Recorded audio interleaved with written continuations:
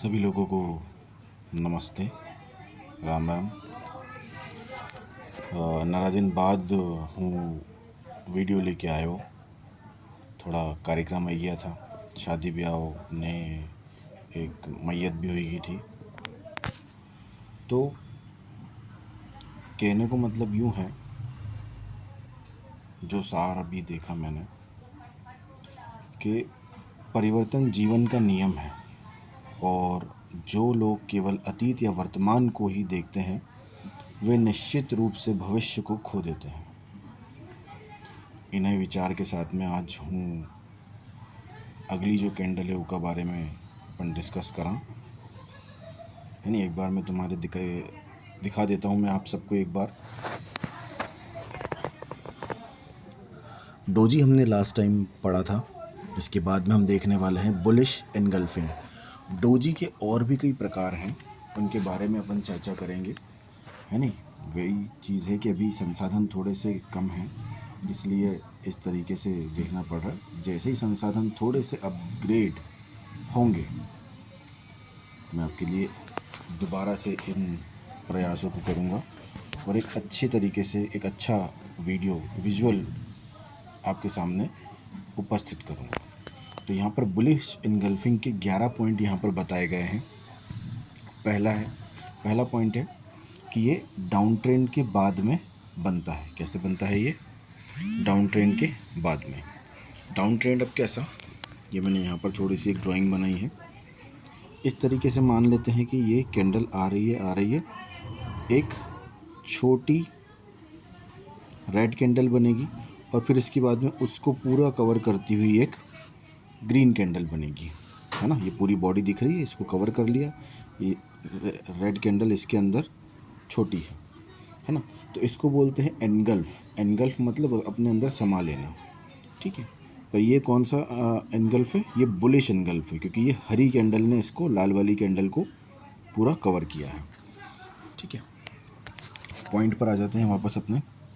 ये 2 कैंडल का पैटर्न है, इसको बोला जाता है 2 कैंडल पैटर्न, ठीक है। पहला वाला कैंडल मानेंगे अपन रेड और दूसरा वाला कैंडल ग्रीन। वही मैंने बताया जैसे आपको कि ग्रीन कैंडल पूरी तरीके से इसको कवर कर लेती है। ये जो एक संकेत है, ये ट्रेंड रिवर्सल का संकेत है ना। मतलब ये एक रिवर्सल पैटर्न है। कहाँ से कैसा? डाउन साइड से अप साइड, है ना। जैसे ट्रेंड डाउन आ रहा है और जैसे ही अब रिवर्सल आएगा ऊपर की तरफ एक मोमेंटम बनने वाला होगा, ऊपर की तरफ जाने वाला होगा कोई भी स्टॉक या इंडेक्स, तो अब ये पैटर्न आपको देखने को मिल सकता है। यहाँ पर क्या होगा? बायर्स की ताकत बनती है ना। ये एक स्ट्रॉन्ग सिग्नल बनने का एक संकेत रहता है। हाई वॉल्यूम पर ज़्यादा स्ट्रॉन्ग माना जाता है। ये जब स्ट्रॉन्ग माना जाएगा जब वॉल्यूम ज़्यादा हो, है ना। मतलब कि जब ये वाला कैंडल बने तब आप अगर जैसे कुछ इंडिकेटर लगाओगे, वॉल्यूम इंडिकेटर लगाओगे, जो आपको यहाँ पर शो करेगा, इस तरीके से ब्लॉक शो करते हैं ना। अगर यहाँ पर वॉल्यूम ज़्यादा है इस कैंडल के साथ में तो ये इसको हाई माना जाएगा, मतलब ये वैलिड रहेगा। नहीं तो ये हो सकता है कि ये इनगल्फ बनाए और अगले ही दिन या अगली ही कैंडल में ये वापस से नीचे कंटिन्यू कर दे, है ना। ये हो सकता है। तो यहाँ पर क्या होना चाहिए? बायर्स का वॉल्यूम ज़्यादा होना चाहिए, तभी ये ट्रेंड आगे कंटिन्यू होगा ऊपर की तरफ, ठीक। देन इसके बाद में क्या है, कहाँ पर ये सबसे ज़्यादा वैलिड माना जाता है? सपोर्ट एरिया पे, ठीक है। सपोर्ट लेवल पे ये ज़्यादा वैलिड माना जाता है। अब इससे रिलेटेड, इसके पहले अपन एक चीज़ और भूल गए। एंट्री कैसी होगी इसकी? सेकंड कैंडल क्लोज के बाद, ये जो दूसरी कैंडल क्लोज हुई है इसके बाद में इसके ऊपर आप यहाँ पर एंट्री करेंगे और ये आप इसका स्टॉप लॉस लगाएंगे, ठीक है। मतलब एक डिसेंट सा आपको स्टॉप लॉस यहाँ पर लगाना है और रिस्क रिवॉर्ड आप यहाँ पर ट्रेल भी कर सकते हैं और अपनी रिस्क के अकॉर्डिंग यहाँ पर आप रिवॉर्ड पॉइंट की जो है लगा सकते हैं, ठीक। अब इससे रिलेटेड कुछ मिथ हैं और कुछ रियलिटी है। जैसे always lead to strong upward move, ये हमेशा ही एक स्ट्रॉन्ग अपवर्ड मूव देता है? नहीं, ऐसा नहीं होता है। हर एक कैंडल की एक डिग्निटी होती है, या ये बोल सकते हैं अपन कि उसका एक क्राइटेरिया होता है। Only suggest a potential reversal and need conformation from other indicator और प्राइस एक्शन। प्राइस एक्शन बनना चाहिए वहाँ पे, जैसे कि यहाँ पर देखा अपन ने ये कैंडल नीचे की तरफ आ रही थी, एनगल्फ बना,